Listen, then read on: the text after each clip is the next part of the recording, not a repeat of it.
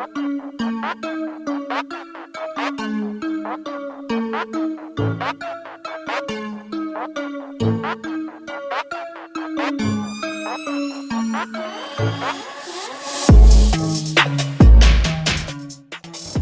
回の動画は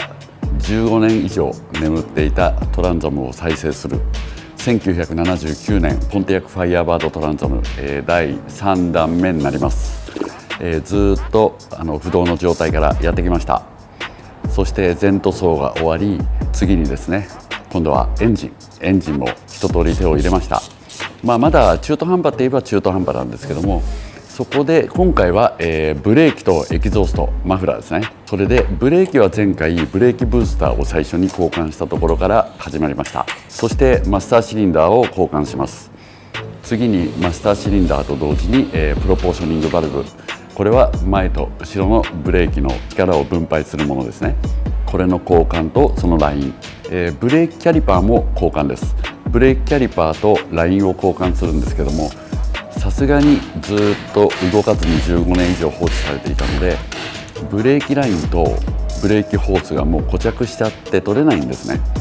取れないっていうのはもうここは切断するしかありません。切断してここのブレーキラインを、作っていきます。ブレーキ始めました。ブレーキ始めてブレーキキャリパーもだいぶボルトが固着してたんですけど、ブレーキキャリパーはどうにか取れました。でブレーキホースすいません、ブレーキラインですね。ブレーキラインは助手席側の方はネジの緩め剤とかを駆使して、どうにか取れました。こっちの運転席側の方はもうブレーキホースとブレーキラインが一体化してしまってまして取れなかったんです。もうサビサビでどうしようもないので、根元からこれですね、これ切断しました。そしてこれをですね、このパイプで新しく作っていきます。そして、ブレーキキャリパーですね。ブレーキキャリパーはこれは AC デルコデビルトの新しくリビルト品という感じなんですけども、これはただつけるのではなく、今回ホイールを17インチのスノーフレークを入れるんですね。あれだとキャリパーよく見えちゃうので、そこはハウスオブカラーのキャンディアップルレッドで塗ってちょっとこう色気を出しといてみたんですけども、次に、リアブレーキいきます。リアブレーキはドラムブレーキですね。でこれも、ライニングとブレーキのハードウェア、バネだとか、いろんなものをちょっと掃除しながら、新しいものに交換していくんですけども、それと、ホイールシリンダーの交換ですね。このホイールシリンダーの交換までいったはいいんですけども、実質これちょこちょこ板金屋さんで動かしてはいたんですけども、実際効いてたのって右のリアタイヤのみだったんですね。あとはもう固着してて全く動いてなかったんです。スピードを出して走るっていうこともないので、ちょっと動かすぐらいだったんで、それで十分用は賄えてたんですけども、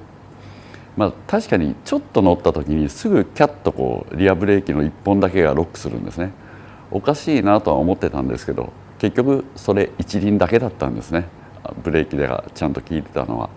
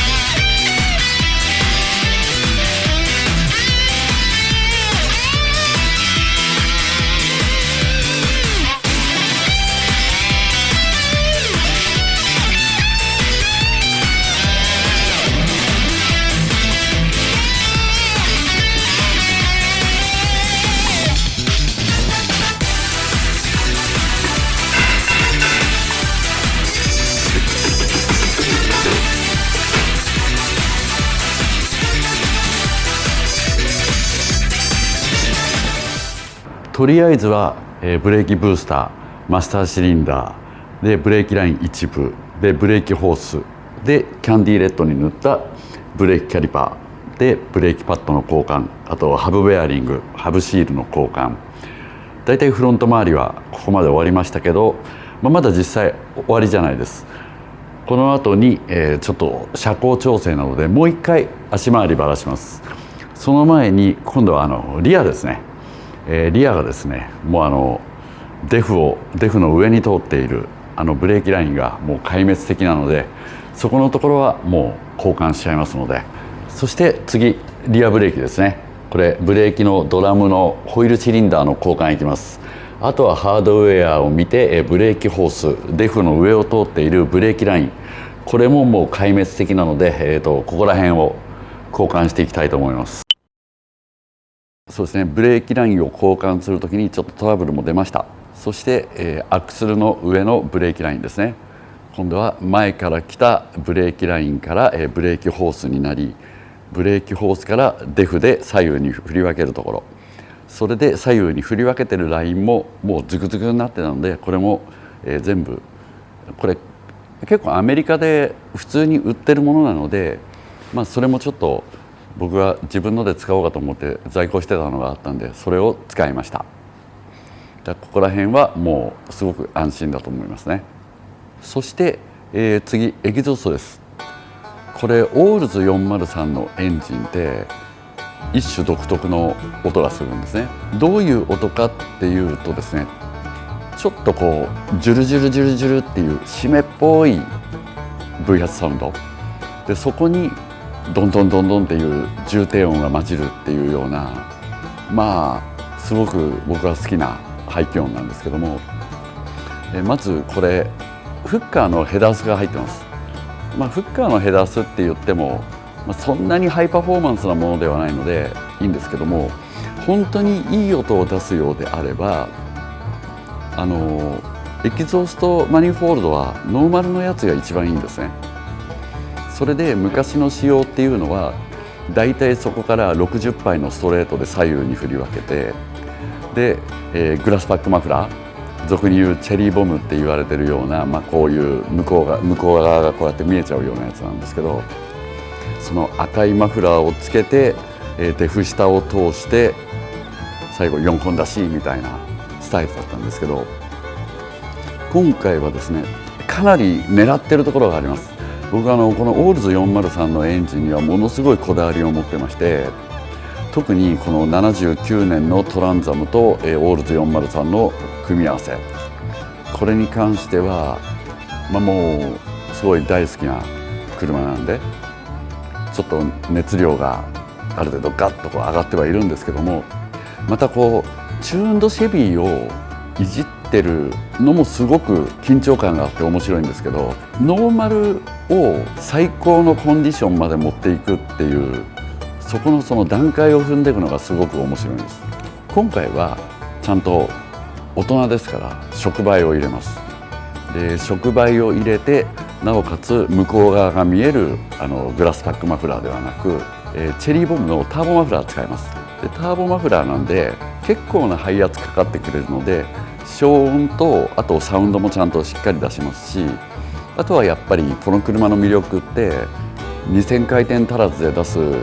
ドッカントルクですね。やっぱりこれを出してあげなきゃいけないので、ここのところはかなりこだわりました。だいたい皆さん直感でしたら60パイ、ただ今回はまず触媒がつきます。触媒がついて、さらにターボマフラーっていう配圧もかかるので、あえて 2.5 インチパイプちょっと太くしてるんですね。63.5 パイ、そんな風なサイズなんですけど、なんでこの60パイと 63.5 パイじゃ大して変わんないじゃんってこう思うんですよ。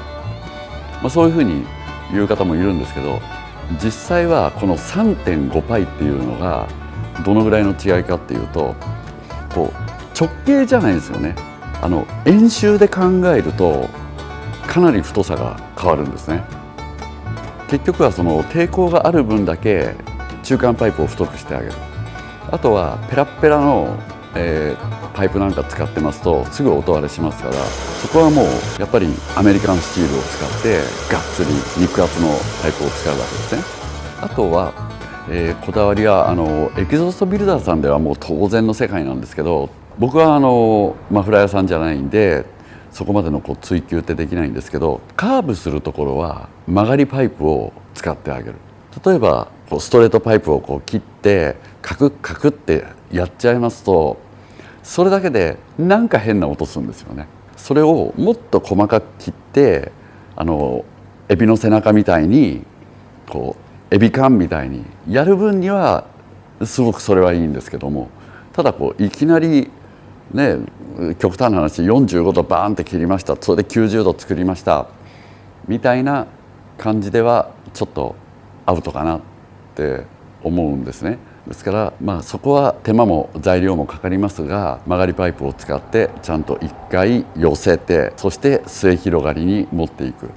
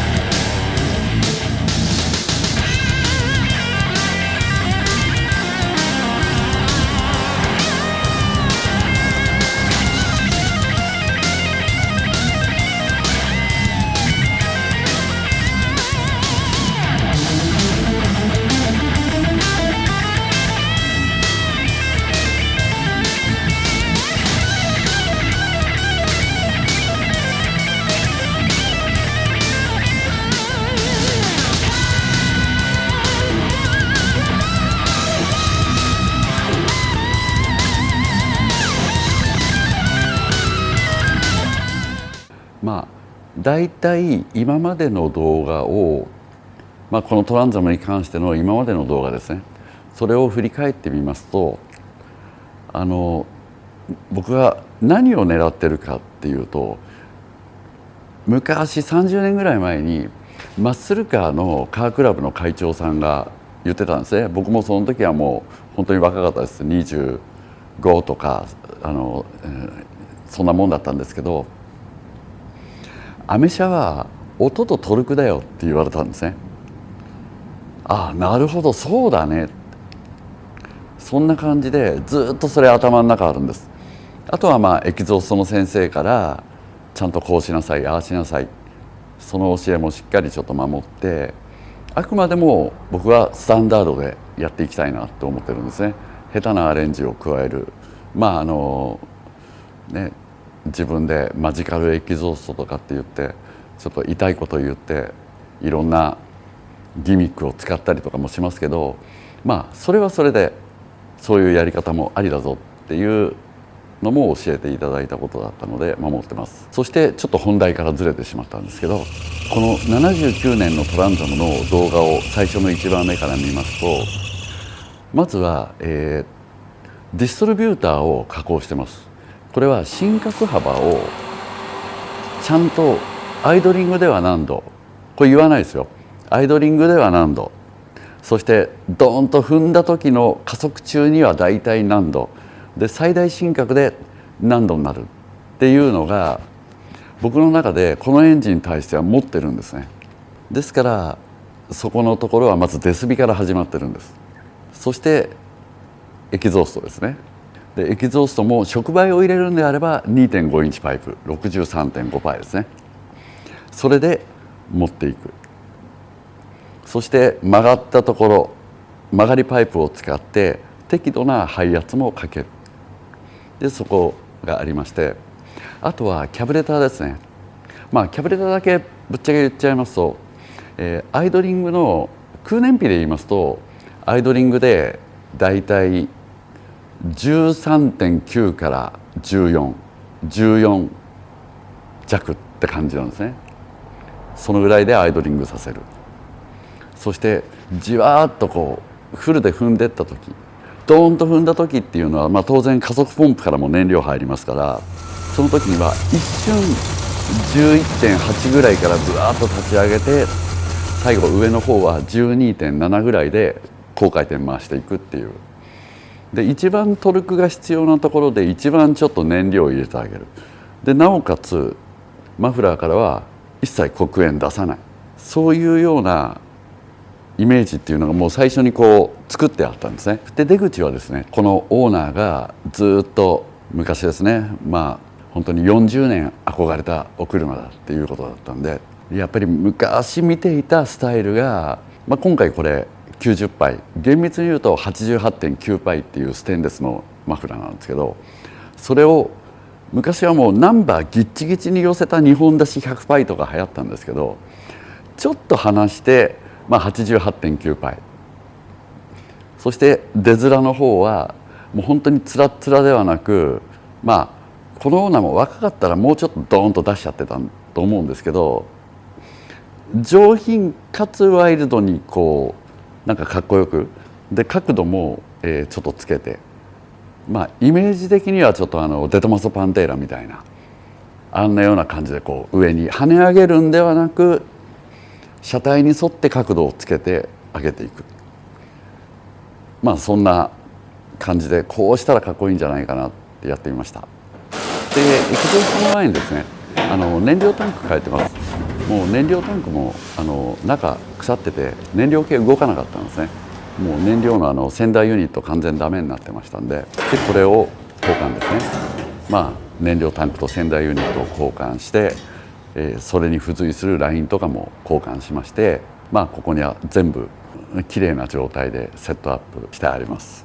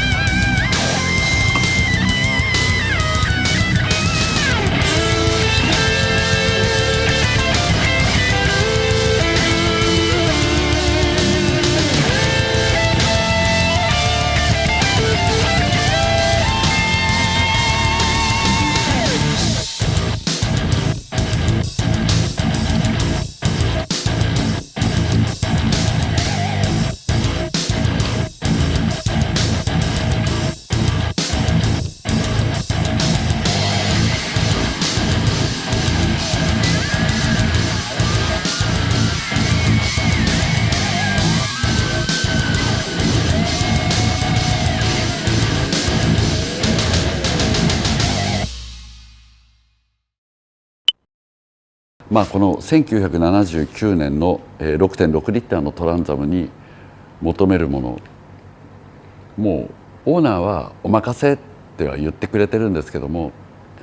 ただお任せで「はい出来上がりました」乗ってスカーあこれかってこうがっかりさせたくないんですね。これっていう「わあやべ」ってこうアクセルを戻しちゃうような、そういうような感じで収めたいんですよね。ですから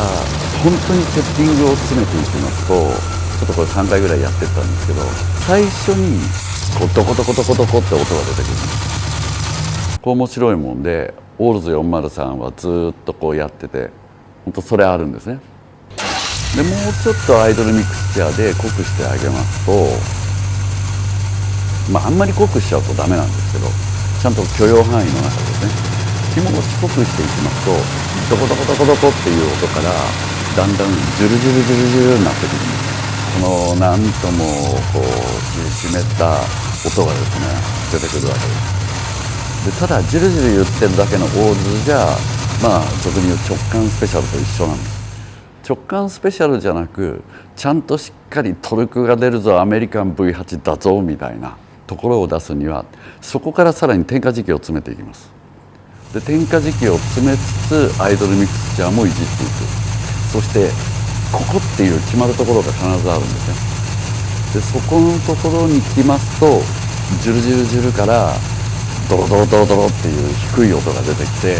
これがハモるんですよ。でこのハモった時のサウンドはですね、こう腹にもくるし、なんともいい感じがありますね。あとじわーっと踏んでいくと、パタパタパタではなく、ちゃんとデロデロデロデロってこうギュッと詰まった音がする。もうこのギュッと詰まった感じがいい感じだなって。そのいい感じが出ると面白いもんで、本当に気をつけて踏まないとすぐホイールスピンしちゃいます。すぐカーって滑るんですね。タイヤのスキル音なんてならないです。もう本当にトルクが出てる時にはいきなりカーって滑っていきますから、そこのところはちょっと要注意で、それがみんなやりたくてこういうの乗ってる方多いと思うんですけど、確かに楽しいですよね。あんまりやりすぎるとね、毎回言ってますけどミッションいっちゃいます。あとはこうじわーっと踏んでいきますと、こうなんですかね、大男からこ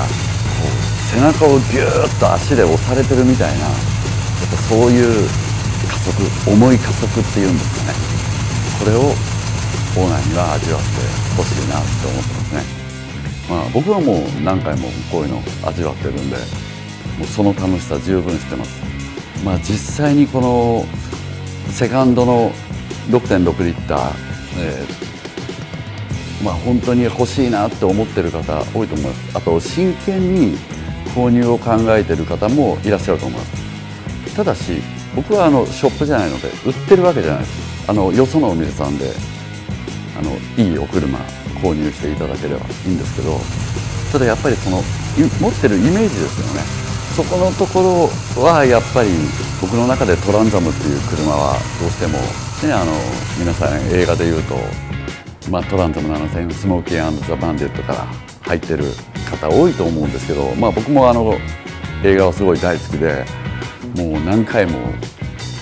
見直して、トランザムってこうホイールスピンしてこんなになってリアの車高をぐっと下がりながら加速していくんだなとか、もうそういうイメージしかないんですよね。でも実際にね、あれは403じゃない455だよとか、455だからああいうことできんだよ、そういうふうに思う方、いろんなことを知ってる方多いと思うんですけど、実はですね403できるんですよ。走りなんですね。ですから、あんまりやりすぎるとご近所迷惑と道交法の違反になりますと、後続車進行妨害とか言われちゃうんで、控えめに、もう踏みたくなるとは思うんですけど、控えめに乗っていただきたいと思います。そんな感じで今回はエキゾーストとブレーキの方やってみました。